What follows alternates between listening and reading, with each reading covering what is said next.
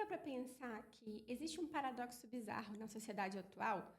Quanto mais tecnologia nós temos a nosso favor, menos nós entendemos como a sociedade funciona na prática? Pensa comigo.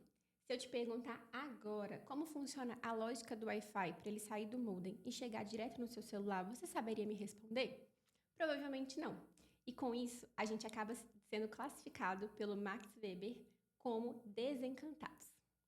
Eu sou a Nájila Gaia, professora de Filosofia e Sociologia aqui do Humanizando, e hoje nós vamos destrinchar esse mistério juntos. A verdade é que a gente lida com tudo na modernidade como se fosse pura mágica. A gente aperta um botão, pede uma comida por aplicativo, pede um carro por aplicativo, e a engrenagem por trás disso tudo fica invisível para a gente.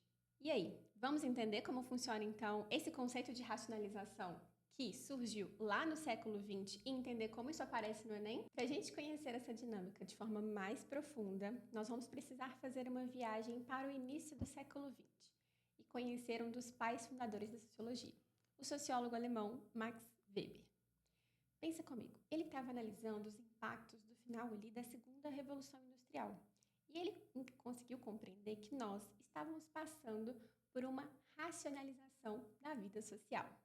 A ideia dele é que cada vez mais nós tornávamos mecânicos as nossas ações, sem compreender de fato como é que a mágica da modernidade acontecia. Mas a gente vai entender isso juntos. Vamos lá? Dizer que a gente estava passando por uma racionalização da vida social significa dizer que nós começamos a abandonar o saber tradicional para organizar a nossa sociedade coletivamente e substituímos ele ali pelo cálculo previsível, de forma que o nosso raciocínio se tornou cada vez mais instrumentalizado. E com isso, tudo passou a ser planejado de forma instrumental. E para exemplificar isso para a gente, o Weber vai trazer uma provocação impressionante. Ele vai colocar para a gente aqui, lado a lado, o indivíduo da sociedade modernizada e o indivíduo que pertence aos povos originários, que naquela época, por exemplo, lá no século XX, algumas correntes antropológicas consideravam como selvagem. E com isso, o Weber vai trazer a seguinte reflexão. Ele vai dizer que os indivíduos pertencentes dos povos originários, quando precisavam executar alguma ação, tinham conhecimento total dos materiais que eles precisavam para tal ação, como, por exemplo, para a caça, eles conseguiam compreender como construir ali a ferramenta necessária, bem como a matéria-prima necessária para a construção, e por isso tinham um conhecimento integral da sociedade e da organização em torno deles. Agora, olha só o choque de realidade. Nós, os indivíduos modernos, acordamos todos os dias com um despertador dentro de um smartphone, cuja a cadeia de produção global envolve uma série de países que às vezes nós não conhecemos todos. Nós, por esse mesmo smartphone, pedimos um carro de aplicativo, entramos no carro de aplicativo, o motorista dá a partida e a termodinâmica desse carro que faz ele funcionar, provavelmente nem eu, nem você e nem mesmo o motorista conhecemos e compreendemos a lógica. Vamos até o nosso destino e quando a gente sai do carro, pagamos a corrida através ali de aproximação por criptografia bancária e nós também não entendemos como isso funciona. Essa é a virada de chave para compreender o paradoxo. Quanto mais a modernidade avança, parece que menos conhecemos qual é a lógica por trás da sociedade que nos ronda, diferente do que acontecia com os povos originários, que conheciam integralmente a existência deles no mundo e o mundo que os rondava. O Weber chamou esse fenômeno de desencantamento do mundo, quando nós substituímos os mistérios da natureza por um mundo que pode ser calculável e previsível.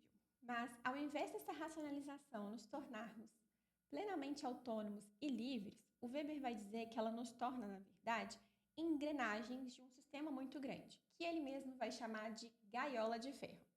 E com isso, a gente pode dizer que nós trocamos o encantamento poético da natureza e da vida por uma racionalização matemática do mundo.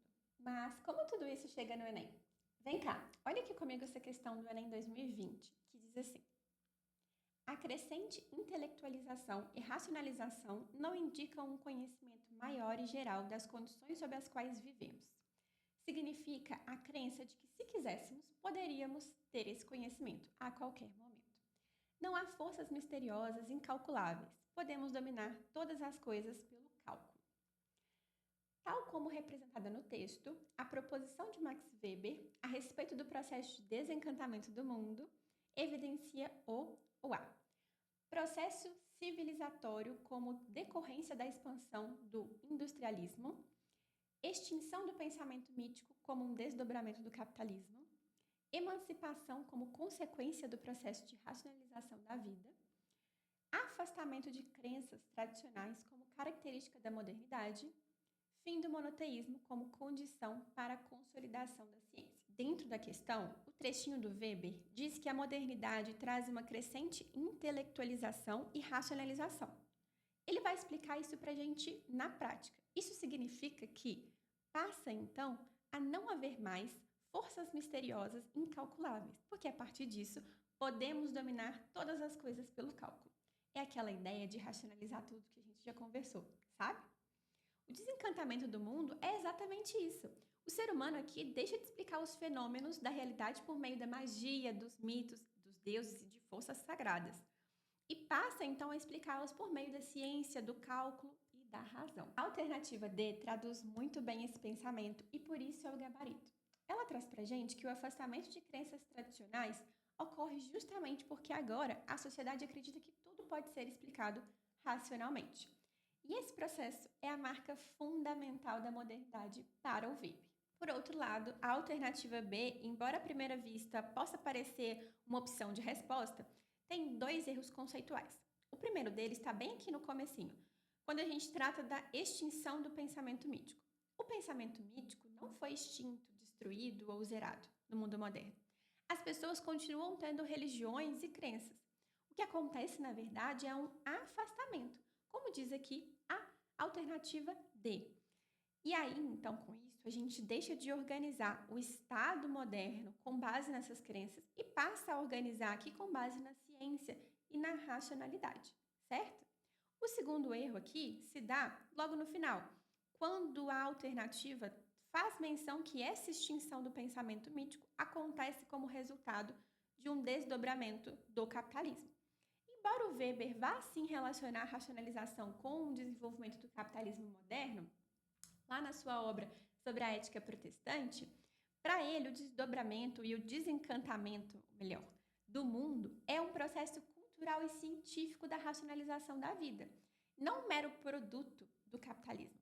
Quem vai se preocupar com isso no final das contas é Marx, não Weber. Então, por isso, a letra D é a alternativa correta. Agora que você destrinchou comigo essa teoria, você honestamente se sente um indivíduo livre e autônomo ou apenas mais uma engrenagem dessa gaiola de ferro? Comenta aqui pra gente nos comentários, traz pra gente seu ponto de vista. A gente se encontra na próxima aula, mas até lá, continue questionando. Beijo!